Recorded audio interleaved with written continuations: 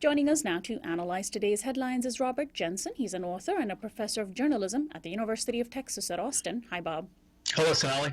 Many thousands of refugees and migrants from Syria, Iraq, and Afghanistan remain trapped near the Hungarian border with Serbia, but some broke through barriers and police lines today. Given the large media presence, police did not respond violently, although yesterday some clashed with law enforcement. The migrants are being told they have to wait to be registered before being allowed to continue their journey further north, where Germany has promised to take in hundreds of thousands of refugees. After serious pressure from the British public, Prime Minister David Cameron announced his government would take in 10 to 20,000 refugees. French President François Hollande said he would take in 24,000 refugees, and the German Vice-Chancellor Sigmar Gabriel said his country would take in 500,000 people a year for several years. But Germany and Sweden have asked the EU to craft policies that would allow for an equitable distribution of the responsibility of refugees. Well, Bob, these generous-sounding quotas will only help those people who survive the dangerous journey to Europe over rickety and unsafe boats crossing the Mediterranean. But what about those people stuck inside Syria, Iraq, and Afghanistan? Well, you're absolutely right. This is a humanitarian crisis on an almost unprecedented scale, at least for the last few decades.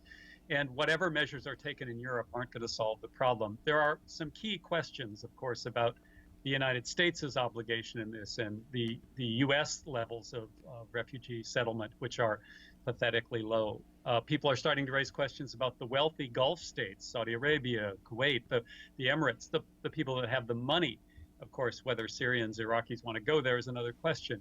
But I think, we always come back and should remember that this is a product of U.S. actions, and the United States needs to be accountable, whether that means people coming to the U.S. or U.S. funds. The U.S., at least for us, especially here, should always be at the center of this story.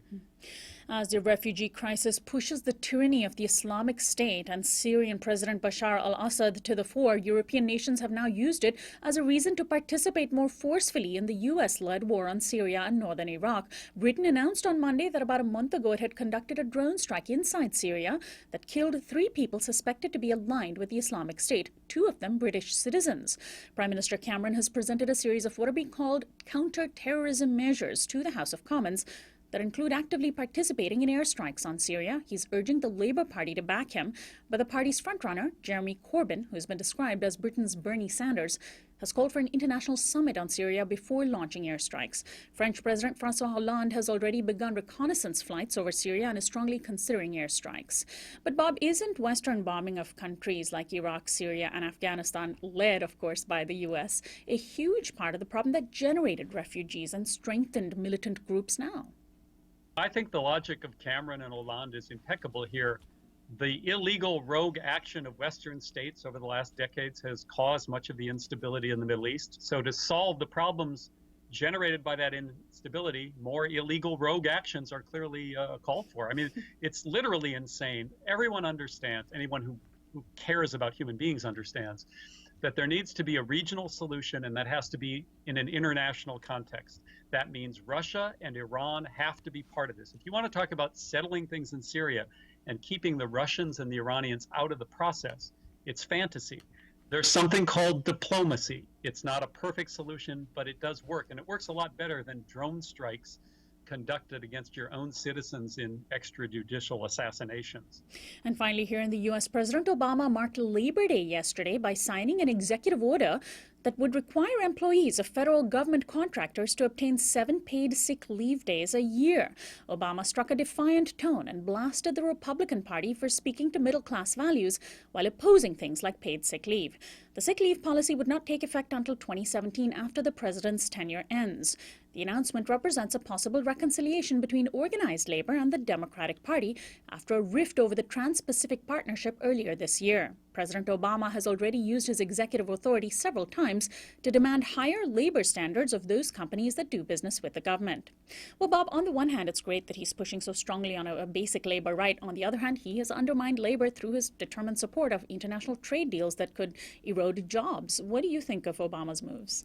Well, there's several things to point out here. One is, remember that the so-called benefits being given here don't even come to the minimal level that's expected in other industrial countries, especially in Western Europe. So we're so far behind that these piecemeal efforts seem like great improvements, but they're still pretty pathetic. The second thing is to remember that the Democratic Party right now operates kind of like moderate Republicans used to decades ago, that these kinds of policies, which would have been widely accepted decades ago, are now seen as Democratic Party politics. The other thing is to remember that ever since the Clinton administration in the 90s, the Democratic Party has essentially abandoned organized labor in the sense of really pushing for labor's agenda to expand union membership instead of let it continue to atrophy. So I'm all for even piecemeal efforts when they improve the lives of ordinary people working, but we shouldn't be overly impressed with Obama or the Democratic Party at this point. Bob, thanks as always for joining us. We'll talk to you again next week.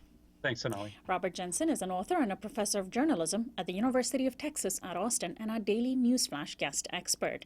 This is Uprising. We'll be right back after this break.